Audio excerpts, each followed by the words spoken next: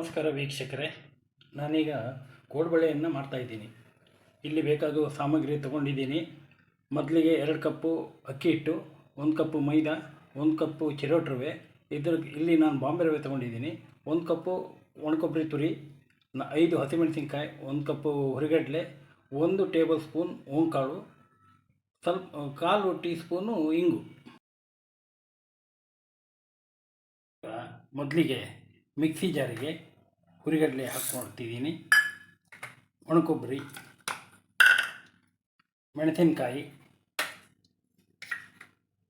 ಇಂಗು. ಇದನ್ನು ಈಗ ಗ್ರೈಂಡ್ ಮಾಡಿ ಪೌಡ್ರ್ ಮಾಡ್ಕೊಳ್ತಿದ್ದೀನಿ. ಮೊದಲಿಗೆ ಬಾಂಬೆ ರವೆಯನ್ನು ಹುರ್ಕೊಳ್ತಾ ಇದ್ದೀನಿ.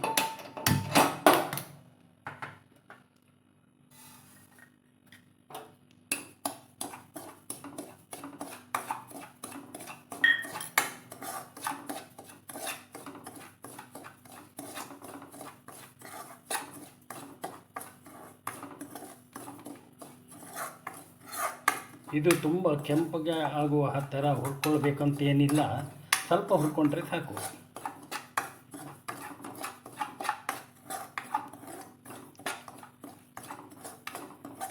ನೋಡಿ, ಇಷ್ಟು ಹುರಿದರೆ ಸಾಕು.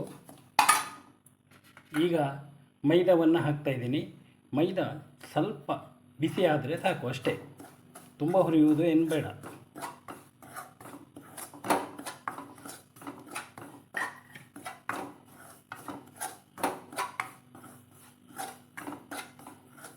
ಈಗ ಸಾಕು. ಈಗ ಒಲೆ ಆಫ್ ಮಾಡ್ತಾ ಇದ್ದೀನಿ. ಈಗ ಈ ಹುರಿದ ಮಿಶ್ರಣಕ್ಕೆ ಅಕ್ಕಿ ಹಿಟ್ಟನ್ನು ಹಾಕ್ತಾ ಇದ್ದೀನಿ.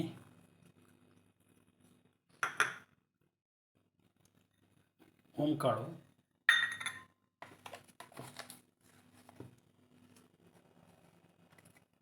ರುಚಿಗೆ ತಕ್ಕಷ್ಟು ಉಪ್ಪು, ಕರಿದ ಬಿಸಿ ಎಣ್ಣೆ 1/4 ಕಪ್ ಆಗೋಷ್ಟು ತಗೊಂಡಿದ್ದೀನಿ. ಇದನ್ನು ಚೆನ್ನಾಗಿ ಮಿಕ್ಸ್ ಮಾಡ್ಕೋಬೇಕು. ಸ್ವಲ್ಪ ಬಿಸಿ ಇರೋದರಿಂದ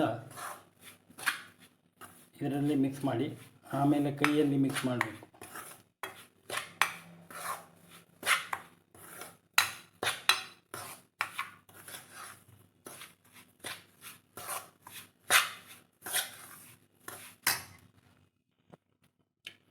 ಈಗ ಈ ರುಬ್ಬಿದ ಮಿಶ್ರಣವನ್ನು ಇದಕ್ಕೆ ಹಾಕ್ತಾ ಇದ್ದೀನಿ.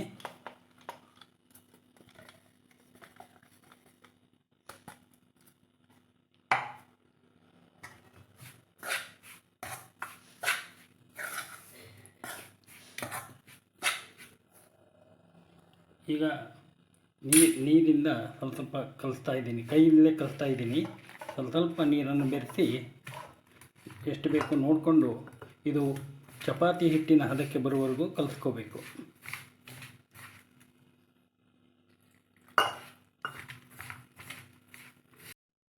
ಈ ರೀತಿ ಕಲಸಿದ ಹಿಟ್ಟನ್ನು ಒಂದು 10 ನಿಮಿಷ ಮುಚ್ಚಿಡಬೇಕಾಗತ್ತೆ. ನಾನು ಮುಚ್ಚಿಟ್ಟಿದ್ದೀನಿ.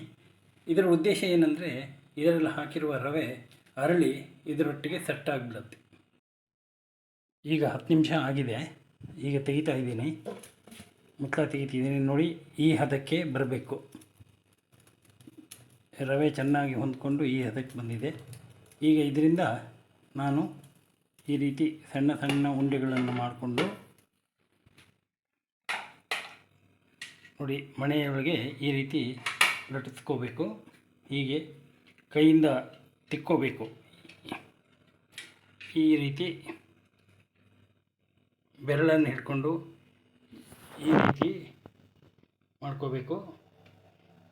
ಹೀಗೆ ಬರ್ತದೆ ನೋಡಿ, ಈ ರೀತಿ.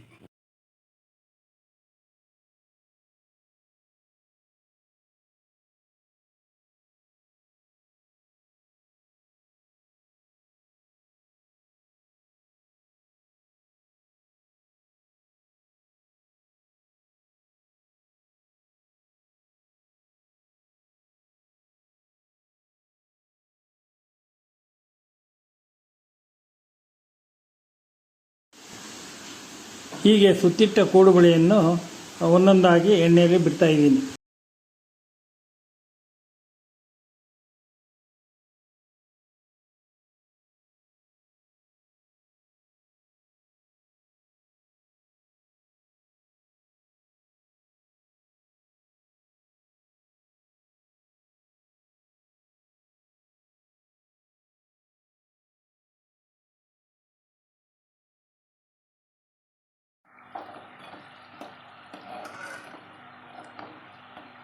ಇದನ್ನು ಈ ರೀತಿ ಕೆಂಪು ಬಣ್ಣ ಬರುವವರೆಗೂ ಮೀಡಿಯಮ್ ಉರಿಯಲ್ಲಿ ಕರಿತಿರಬೇಕು.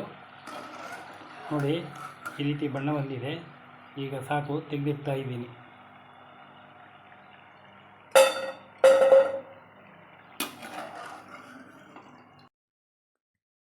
ಈಗ ಗರಿಗರಿಯಾದ ಕೋಡುಬಳೆ ಸವಿಯಲು ಸಿದ್ಧ.